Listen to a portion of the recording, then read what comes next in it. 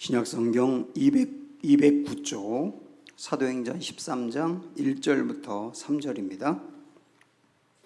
안디옥 교회에 선지자들과 교사들이 있으니 곧 바나바와 니게르라 하는 시므온과 구레네 사람 루기오와 분봉왕 헤롯의 젖동생 마나행과 및 사울이라.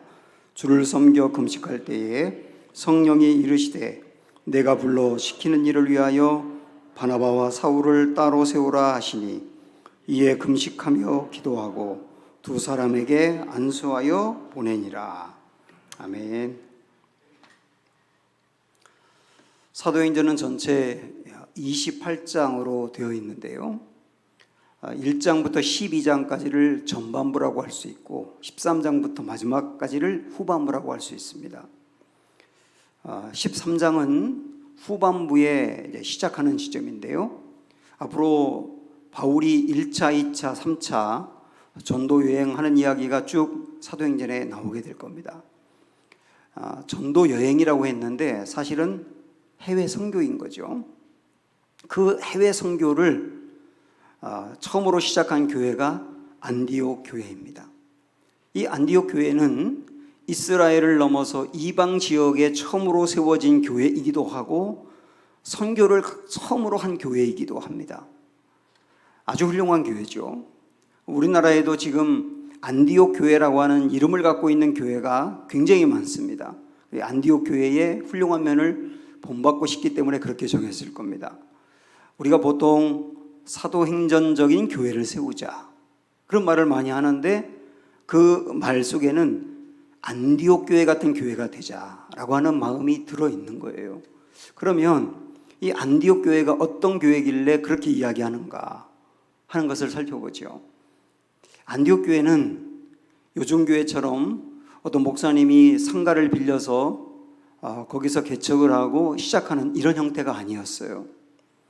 예루살렘 교회가 대대적인 박해를 받으면서 성도들이 사방으로 흩어졌지 않습니까? 흩어진 성도 중에 시리아의 안디옥에 간 성도들이 적지 않게 있었습니다. 그들이 안디옥에 도착하면서 거기서 사람들에게 전도를 하고 그래서 한 분 한 분 전도하면서 시작한 교회가 안디옥 교회예요. 평신도들에 의해서 시작이 된 교회죠. 그런데 조금 시간이 지나서 이 교회가 성장하면서 교회를 대표하는 지도자 5명이 나와 있는데요, 그 5명의 이름이 1절에 있어요. 그럼 볼까요? 안디옥 교회에 선지자들과 교사들이 있으니 곧 바나바와 니게르라 하는 시므온과 구레네 사람 루기오와 분봉왕 헤롯의 젖동생 마나행과 및 사울이라.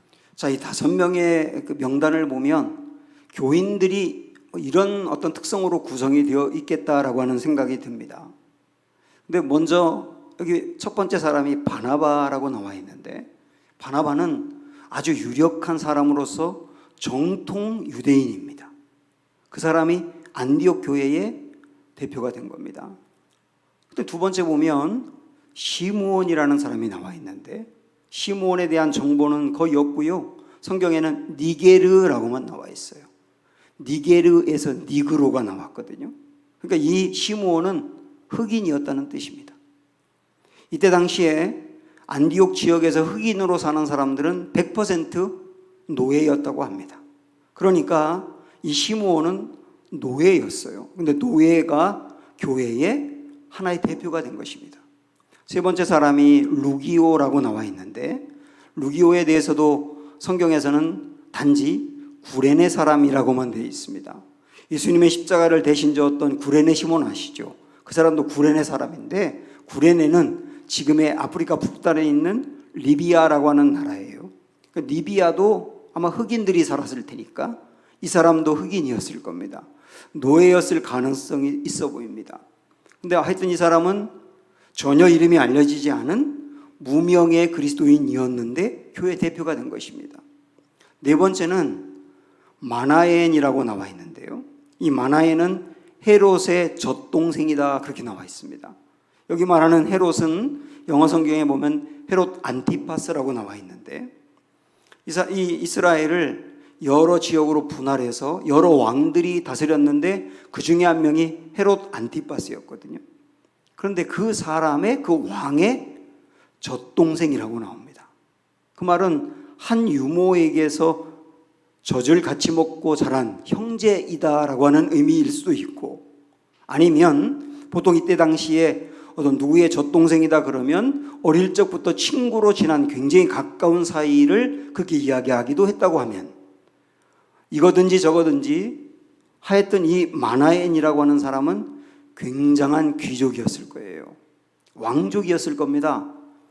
이 사람이 어떤 경로로 예수님을 전파받고 이스라엘을 떠나서 안디옥까지 와서 교회 지도자가 된 겁니다. 그런데 이스라엘 사람들은 헤롯 가문의 사람들, 그 왕족들, 이 사람들을 매국노라 그랬어요. 왜냐하면 로마에 빌붙어서 로마에 아부하면서 그것으로 권력을 얻고 이스라엘 백성들을 아주 괴롭혔기 때문에 이스라엘 사람들은 이런 사람들을 보면 매국노 그렇게 말했단 말이에요. 근데 그 매국노 중에 한 명이 교회의 대표가 된 것입니다. 마지막으로 사울이라고 되어 있는데, 이 사울은 우리가 잘 알고 있는 바울이 되는 그 사울을 말합니다. 이 사울은 예수님과 그리스도인들을 심하게 박해했던 사람이죠. 근데 그가 지난주에 본 것처럼 회심하고 안디옥 교회로 와서 지도자가 된 거예요. 자, 이 5명, 정통 유대인인 바나바, 그리고 노예였던 시몬, 무명의 그리스도인인 루기오, 그리고 헤롯의 젖동생인 매국노라는 시칭을 받았던 마나엔, 그리고 기독교인들을 심히 박해했던 사울, 이 5명이 안디옥 교회의 대표가 됐단 말입니다. 이 사람들을 보면 달라도 너무 다른 사람들이에요. 출신으로 보나 피부색으로 보나 학력 수준으로 보나 사는 수준으로 보나 굉장히 다른 사람들입니다. 그런데 이들이 교회 안에서 하나가 되어 안디옥 교회를 보편적인 교회로 만들었다, 그런 얘기예요. 보편적으로 하나가 된 교회, 이들이 세워간 것입니다. 이 중에 특별히 시므온, 루기오, 마나엔, 이 3사람을 보면 교회 지도자가 되기 굉장히 어려운 사람들이죠. 그런데도 이들은 교회 지도자가 되었고, 나중에 바나바와 사울이 선교사로 파송이 된 다음에 이 3사람이 안디옥 교회를 책임졌던 거예요. 그런데 안디옥 교회는 기독교 역사에서 가장 모델이 되는 교회, 가장 아름다운 교회, 가장 자랑할 만한 교회가 됐거든요. 이 사람들이 그런 교회 세워간 겁니다. 생각을 해보십시오.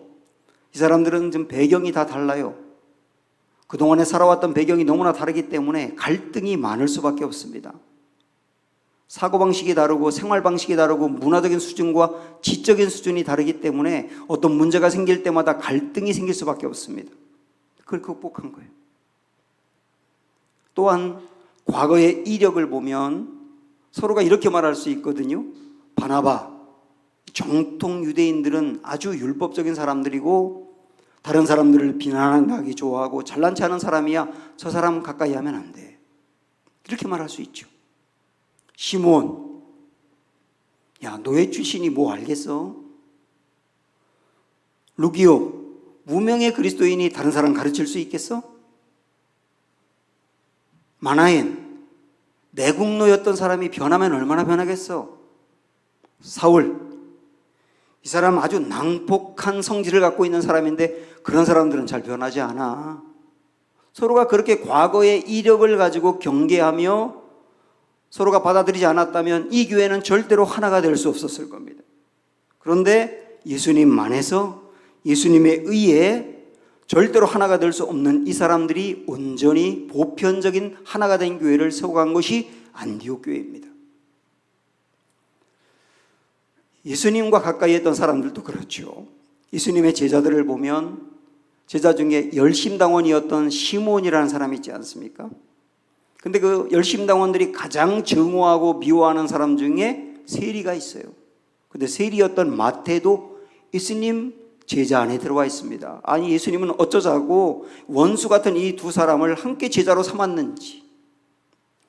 예수님의 제자 중에는 다수가 어부이기도 했고요, 예수님을 따르는 사람 중에는 거부였던 아리마대 사람 요셉도 있습니다. 과거에 몸을 팔았던 창녀였던 것으로 추정이 되는 막달라 마리아도 예수님을 따르기도 했지만, 아주 존귀한 학자이면서 정치가였던 니고데모 같은 사람도 예수님을 따랐어요. 예수님을 따른 사람 중에는 어부, 세리, 병자, 또 군인, 학자, 정치인, 노예, 창녀, 남자, 여자, 유대인, 이방인, 어린 사람, 나이가 있는 분, 누구나 예수님 안에서 하나가 되어가는 거예요. 이걸 통하여 교회가 이런 곳임을 보여주고 있는 겁니다. 우리가 매주일 암송하는 사도신경 중에 뒷부분에 보면 이런 이야기가 있습니다. 성령을 믿사오며 그 다음에 거룩한 공회와 성도가 서로 교통하는 것과 이렇게 나가죠. 이 공회라고 하는 말은 캐톨릭 처치라고 하는 말인데 보편적인 교회라는 뜻이에요. 보편적인 교회. 이 보편적인 교회라는 말은 뭐냐면 어느 누구나 출신, 생각, 가치관, 과거의 이력, 관심, 피부색 괜찮아. 누구나 교회에 와서 온전히 하나가 되는 교회가 보편적 교회야. 이게 공회라고 하는 말이에요. 이게 교회라는 거예요. 오늘날 우리 교회에게도 우리 교회가 어떤 교회가 되어야 되는지를 이 안디옥 교회를 통해서 분명히 보여주고 있는 겁니다. 저나 여러분이나 그렇게 마음을 열어야 돼요. 세상에서 만났으면 상종도 안 할 사람이 교회에서는 교제하는 거예요. 세상에서 만났다면 같은 테이블 안에서 식사하기 어려운 사람도 교회 안에서 친구가 되는 것. 이게 교회입니다. 안디옥 교회는 이게 훌륭하고 이상적인 보편적인 교회를 만들었음에도 불구하고 우리 교회는 이 정도면 됐다라고 생각하면서 교만하지 않고 부족하다고 여기며 기도하는 교회였어요. 2절을 보실까요? 주를 섬겨 금식할 때에 성령이 이르시되 내가 불러 시키는 일을 위하여 바나바와 사울을 따로 세우라 하시니. 자, 여기 보면 금식했다고 나오는데 여기서 말하는 금식은 정규적인 금식입니다. 이스라엘 사람들은 또 유대인들, 초기의 그리스도인들도 시간을 정해놓고 날짜를 정해놓고 규칙적으로 금식을 했거든요. 이들도 규칙적으로 금식을 하고 있었는데 그때 성령님이 금식하는 이들에게 내가 불러 시키는 일을 위하여 바나바와 사울을 따로 세우라 이렇게 말씀하십니다. 이 말은 바나바와 사울을 선교사로 파송하라고 얘기죠. 이게 참 귀한데요. 금식하며 기도할 때 하나님의 뜻이 무엇인지를 알게 됐다는 얘기입니다. 금식하다가 하나님의 뜻이 무엇인지를 깨닫게 되는구나. 이게 귀한 거죠. 자, 그런데 3절에 보면 금식이 또 한 번 나옵니다. 이에 금식하고 기도하고 두 사람에게 안수하여 보내니라. 여기 보면 또 금식하고 기도했다고 나오는데요. 여기서 금식하고 기도한 것은 이미 금식하고 기도하다가 하나님의 뜻을 알았지 않습니까? 두 사람을 선교사로 보내라. 근데 3절의 금식은 뭐냐면 주님의 뜻을 행하기 위한 금식이었던 거예요. 2절의 금식은 하나님의 뜻이 무엇인지를 알기 위한 금식이고 3절의 금식은 이미 하나님의 뜻을 알았을 때 그 뜻대로 따르기 위한 금식이었던 거예요. 사실 우리 주님이 두 사람을 선교사로 파송하라 이렇게 말씀하셨지만 이것을 따르기가 굉장히 어려웠죠. 왜냐하면 안디옥 교회는 이제 세워진 지가 얼마 안 됐습니다. 그리고 아직까지는 거의 대부분이 새신자들이에요. 그들을 더 양육을 해야 하고 교회가 더 부흥을 해야 하는데 교회의 중요한 바나바와 사울 두 사람을 선교사로 파송하면 그 공백이 너무 심하지 않습니까? 그리고 남은 그 세 사람의 대표들은 두 분이 빠져나갔을 때 교회를 책임져야 되는 부담도 있잖아요. 그래서 주님이 두 사람을 선교사로 파송하라고는 하지만 선뜻 받아들이기 어려웠던 거예요. 받아들이기 어려운데 주님이 그렇게 말씀하십니다. 그러니까 금식을 한 거예요. 금식하고 금식하면서 결국은 하나님의 뜻을 받아들일 수 있는 힘을 달라고 기도한 거죠. 이렇게 금식 기도라고 하는 것은 하나님의 뜻을 아는 길이기도 하고 하나님의 뜻을 알았을 때 그 뜻대로 순종하며 따를 수 있는 힘을 얻는 길이기도 합니다. 그래서 사랑하는 여러분, 언제든 주님의 뜻을 알아야 되겠다 하면 한번 금식하며 기도해 보세요. 그리고 하나님의 뜻을 알았는데 정말 그 말씀대로 따르기가 너무나 힘들고 부담이 된다. 그럴 때도 금식하며 기도해 보세요. 그러면 주님께서는 그 말씀대로 따를 수 있는 힘을 주실 겁니다. 안디옥 교회 교인들은 주님의 뜻을 알고 그 문제를 붙들고 금식 기도를 한 거예요. 그러다 보니까 그들 안에 담대함이 생긴 것이죠. 어차피 교회라고 하는 것은 주님의 교회야. 우리 안디옥 교회를 세운 분도 주님이시고 지금까지 오게 하신 분도 주님이시고 도저히 교회 안에서 하나가 될 수 없는 사람들 5명이 온전히 하나가 되고 가족같이 되어서 교회를 부흥시킨 것도 주님이 하신 일이니 그 두 분을 선교사로 파송했을 때도 그 공백을 보충하며 우리 교회를 책임지실 분도 주님이실 거야. 금식하다 보니까 이런 마음이 들면서 하나님의 뜻대로 받아들일 수 있는 힘이 생긴 겁니다. 금식은 그런 힘을 준다니까요. 그래서 결국은 안디옥 교회 교인들은 주님의 말씀대로 순종하고 결정하고 이 두 사람을 파송합니다. 3절 보세요. 이에 금식하며 기도하고 두 사람에게 안수하여 보내니라.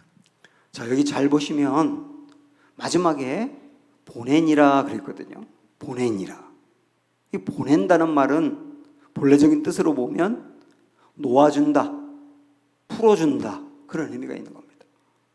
그러니까 이 의미로 본다면 안디옥 교회 교인들은 금식하고 기도한 다음에 두 사람에게 안수하여 놓아주고 풀어줬다 이렇게 해석할 수 있어요. 원래 이 바나바와 사울은 안디옥 교회의 지도자였기 때문에 안디옥 교회 교인들은 이렇게 생각했을 겁니다. 바나바와 사울은 우리 목사님이야.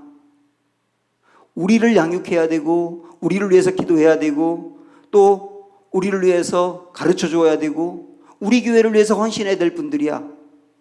또 우리 교회만의 목사님이고 지도자라고 여겼던 거예요. 근데 우리 주님은 이것을 풀어주라고 말합니다. 놓아주라고 말하는 거예요.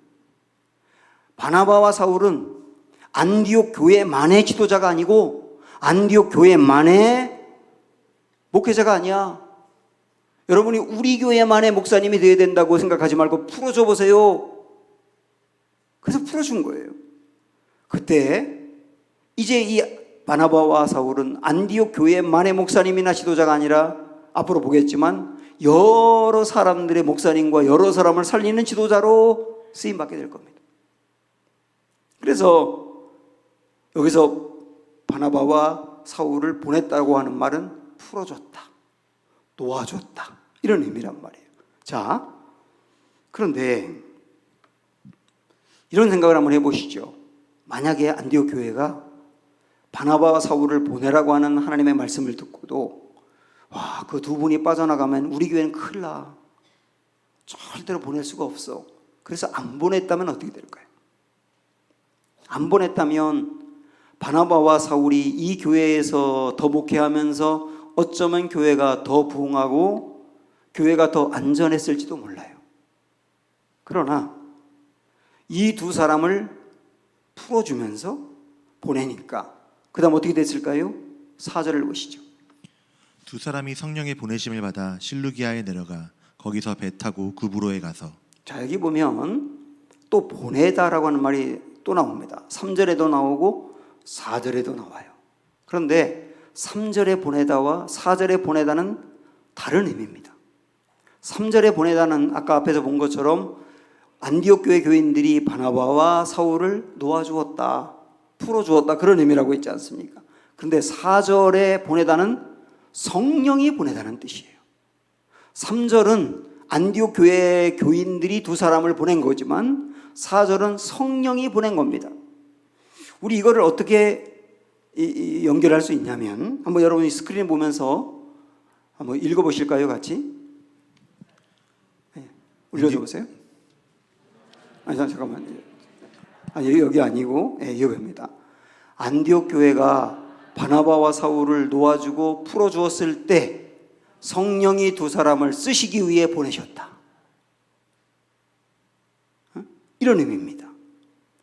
안디옥 교회가 우리만의 목사님, 우리만의 지도자야라고 생각했던 그 편견의 감옥에서 두 사람을 풀어주었을 때 드디어 성령님은 두 사람을 계획한 대로 쓰셨다 그런 얘기예요. 그러기 위해서 보내셨다 그런 얘기입니다. 그래서 안디옥 교회가 두 사람을 풀어주니까 성령님이 이제는 두 사람을 어떻게 사용했느냐면 우리가 읽은 말씀 다음부터 나오는 13장과 14장에 보면 성령님이 두 사람을 실루기아에서 배를 타고 그 다음에 구브로라고 하는 데로 보냅니다. 구브로에서 수많은 사람을 전도하고 그 다음에 이 두 사람이 버가라고 하는 곳으로 가요. 버가에서 또 수많은 사람을 전도하고 비시디아 안디옥으로 가서 거기서 또 많은 사람을 전도하고 그 다음에 이고니온이라는 곳으로 갔다가 루스드라라고 하는 곳을 갔다가 더베라고 하는 곳까지 여러 지역을 다니면서 수많은 사람들을 불러내서 예수님 믿게 합니다. 그러니까 안디옥 교회가 우리만의 목사님, 우리만의 지도자야 라고 그들을 묻고 있다가 아니야, 우리만의 목사님이나 우리만의 지도자가 아니야 라고 그들을 풀어주었을 때 그때 성령님이 드디어 계획을 가지고 수많은 사람을 살리는데 이들을 보내어 쓰셨다는 얘기예요. 이게 바로 귀한 얘기죠. 그래서 이걸 가지고 오늘 우리 말씀의 제목 한번 보실까요? 내가 풀어주면 주님이 보내신다요. 내가 풀어주면 주님이 보내신다. 선교는 그런 것입니다. 우리 교회의 것이라고 묻고 있던 것들을 주님께 보내어서 주님이 쓰시도록 내놓으면 주님이 그거를 주님의 계획대로 활발하게 쓰시는 게 선교인 겁니다. 우리 교회 교우들이 드린 헌금을 우리 교회를 위해서만 사용해야 돼라고 묻고 있던 것들을 풀어서 하나님께로 드리면 하나님이 그 헌금을 가지고 수많은 사람을 살리는 데 쓰시는 게 선교 헌금인 거예요. 우리 교회 교인이어야 되고 우리 교회만을 위해서 일해야 된다고 생각했던 사람을 풀어주어서 다른 사람을 위하여, 다른 교회를 위하여, 다른 나라를 위하여 하나님의 일을 할 수 있도록 놓아주는 게 선교사 파송인 거예요. 우리 교회는 교우들이 매달마다 선교헌금을 드리고 계십니다. 그 선교헌금으로 국내 여러 교회를 돕기도 하고 특별히 해외에 가나와 필리핀의 현지인 사역자들을 돕고 있습니다. 이 가나 지역에 여러 교회가 있는데 그 교회 중에 이 가나의 현지 목사님들이 목회하면서 교회에서 사례를 제대로 받지 못하니까 이분들이 주말에는 목회를 하고 주중에는 일을 한다고 합니다.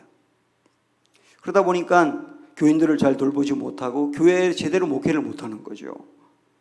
우리가 그것을 알고 그러면 한 교회에 10만 원만 있어도 그 목사님들이 그 10만 원을 가지고 살면서 교회 일에만 전념할 수 있다. 그래서 우리 교우들이 헌금을 해가지고 가나에 9개 교회 그리고 필리핀에 6개 교회 합쳐서 15개 교회를 지금 섬기고 있어요.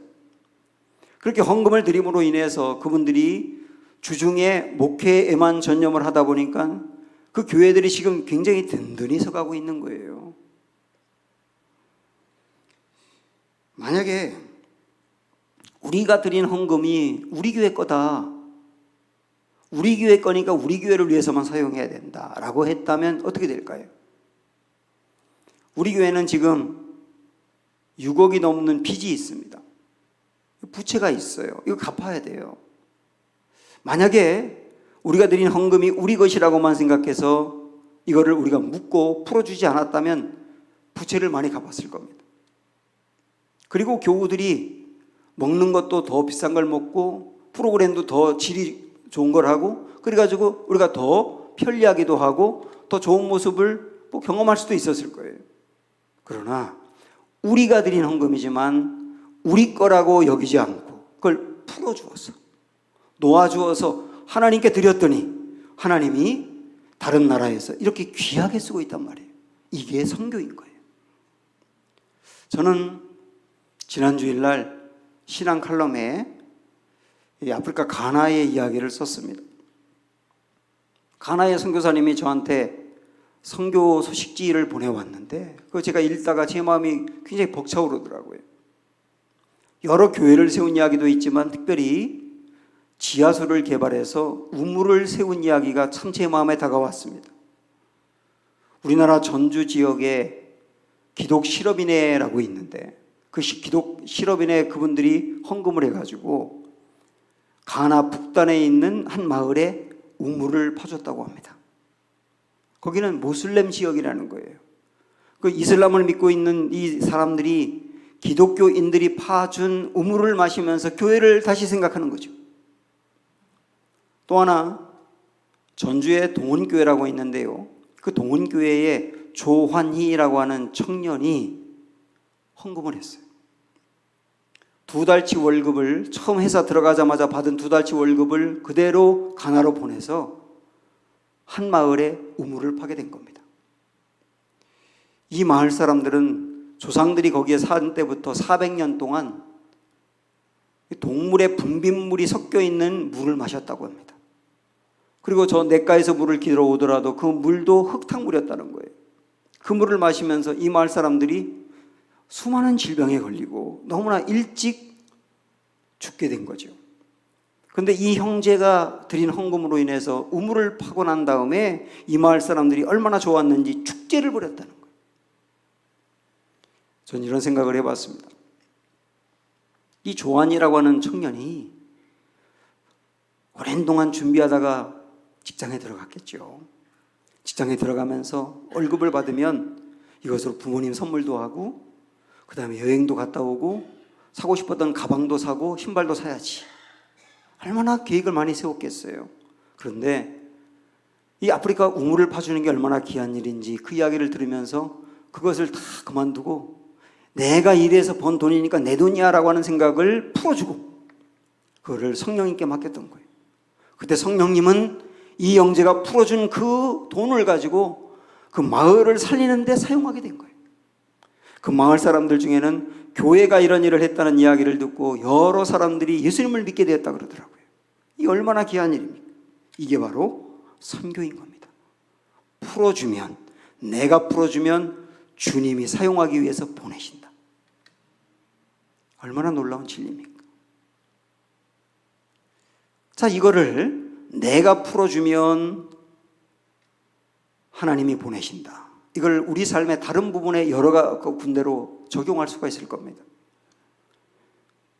내가 어떤 사람을 내 편견의 감옥으로부터 풀어줄 때 드디어 하나님이 그 사람에 대해서 세웠던 계획대로 그 사람을 쓸 겁니다. 많은 부모들이 내 자녀를 편견의 감옥에 가두어요.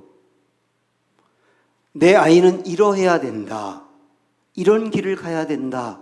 라고 하는 자기 편견이 있는 겁니다. 그러다 보니까 그 편견에 의해서 아이들을 묶어두는 거예요. 그걸 사랑이라고 말하는데 사랑이 아니라 사유입니다. 자녀는 사유할 게 아니라 사랑을 해야 됩니다. 부모가 체면이라고 하는 편견, 내 자존심이라고 하는 편견, 그것을 풀어주어서 그 아이를 정말 하나님께 맡겨보세요. 하나님은 모든 사람에 대한 계획이 있어요. 하나님의 계획이 없는 사람은 단 한 명도 없습니다. 하나님은 세운 그 계획은 다 아름답고 존귀한 겁니다. 그 계획을 이루기 위해서 그 사람에게 열정도 주었고 능력도 주었고 장점도 주었고 은사도 주었거든요. 그런데 이 하나님이 세운 계획을 막는 이들이 부모일 가능성이 많아요. 부모가 내 자녀를 묶었던 감옥으로부터 풀어줬어요. 드디어 하나님이 그 아이를 보내어서 하나님이 계획한 대로 쓰시게 될 겁니다. 부부간에도 마찬가지입니다. 부부간의 갈등을 겪는 중요한 원인 중에 하나는 서로가 묶고 있기 때문입니다. 내 아내는 이런 사람이 되어야 돼. 내 남편은 이렇게 되어야 돼. 그것으로 내 편견으로 묶다 보니 갈등이 너무 심해지는 거예요. 여러분, 남편을 풀어주세요. 아내를 풀어주세요. 한편 또 적용을 하면 여러분 이렇게 말할 수도 있습니다. 우리가 하나님을 자기 편견의 감옥에 묶을 수 있어요. 우리 신앙생활을 열심히 한다고 하는데 내가 하나님을 묶을 수 있다는 거 아십니까? 십계명 1번을 보면 나 외에 다른 신을 내게 두지 말라 이렇게 나왔어요. 그런데 1번하고 2번이 상당히 비슷합니다. 2번을 보면 너를 위하여 조각을 만들지 말고 형상을 만들지 말고 그런 것에 절하지도 말고 섬기지도 말라. 이게 2번입니다. 1번과 2번이 상당히 비슷해 보입니다. 그러나 달라요. 1번은 하나님 외에 어느 누구도 신으로 섬기면 안 된다는 말씀이고 2번은 어떤 우상을 조각하지 말라는 것인데요. 여러분 어떤 우상을 조각하지 말라는 말만이 아니라 이 2번 안에는 굉장히 중요한 의미가 담겨 있는데 나를 위하여 나의 유익을 위하여 하나님을 이런 형상으로 만들지 말라는 거예요. 이스라엘 백성들이 금송아지를 섬겼던 일들이 바로 그런 거거든요. 금송아지를 만들어 놓고 이 금송아지를 두고 하나님이야 라고 말했던 겁니다. 하나님이 진노하셨잖아요. 이런 일들이 우리에게는 지금 없을 수 있어요. 우리가 뭐 어떤 형상을 만들어 놓고 하나님이야 그러진 않지요. 그러나 이런 건 있습니다. 나를 위하여 나의 유익을 위하여 하나님은 이러해야 돼 라고 하나님을 자기 마음대로 만들 수가 있어요. 지금 내 상황이 이러니까 하나님은 이러해야 돼. 지금 내 마음에 바라는 것이 이러니까 하나님은 이러해야 돼. 그게 하나님을 형상으로 만드는 거예요. 그러다 보면 내가 만들었던 하나님이 내가 원하는 대로 해주지 않을 때 하나님 나를 사랑하지 않는다고 실망하는 거예요. 잘못된 신앙입니다. 이렇게 말하면 불경건한 걸까요? 하나님을 풀어드리세요. 내 편견의 감옥에 묶었던 하나님을 풀어드리세요. 그러면 어떻게 될까요? 내가 풀어주면 하나님이 보내신다 했던 것처럼 내가 하나님을 풀어주었을 때 하나님이 나를 통하여 이루시고자 계획했던 일들을 마음대로 펼치실 겁니다. 정말 나에게 주고 싶었던 말씀을 드디어 나에게 주고 내가 그 말씀을 듣게 될 겁니다. 그러면서 우리는 훨씬 더 넓어지게 될 거예요. 하나님을 풀어드리세요. 이렇게 내가 묻고 있던 모든 것을 풀어두어 하나님의 계획대로 일하도록 넘겨드리는 것. 이게 안디옥 교회의 모습이고 우리 교회가 이런 모습을 가질 때 이 시대의 또 하나의 안디옥 교회가 될 것입니다.